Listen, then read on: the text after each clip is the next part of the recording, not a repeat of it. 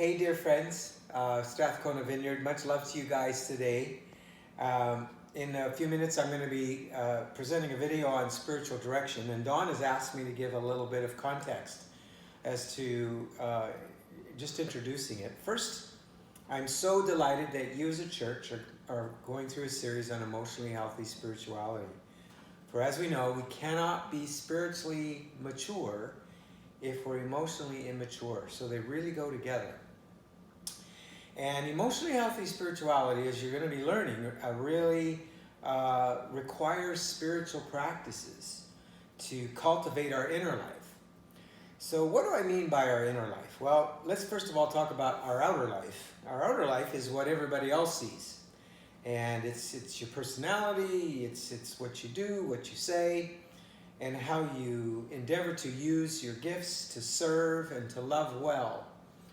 But your inner life is the part that nobody sees except you and God. It's when you're not on the stage before others. And so often there's this disconnect between what's inside and what's outside. And so as Christians, why does this disconnect occur? We know that we're called to love, but we can't give what we don't have. It's a simple rule. So that's why Jesus, when he told us to love one another, he said, as yourself. Note, he assumed that we loved ourselves before he asked us to love each other.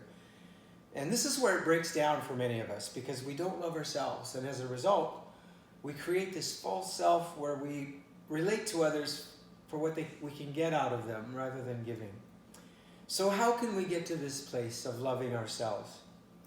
Psychologists tell us that when we are born into the world, we experience something called mirroring as babies. In other words, by looking into the eyes of those that are closest to us, our mother, our father, ideally we're looking into the eyes of someone who loves us and adores us. And so we begin to feel loved and adorable, that we are lovable as people. But the sad news is that many of us don't experience that. Or if we did, we forget about it through life.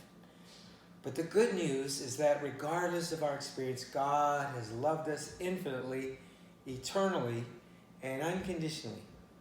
But because of bad mirroring experiences in life, we often can't see that.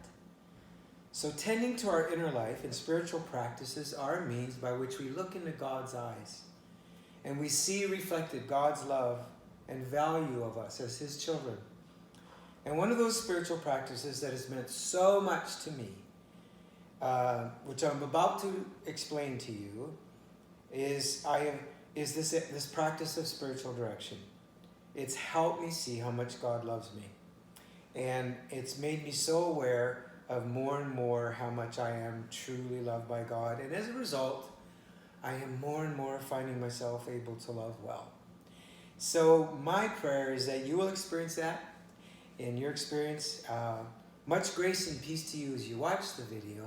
Enjoy.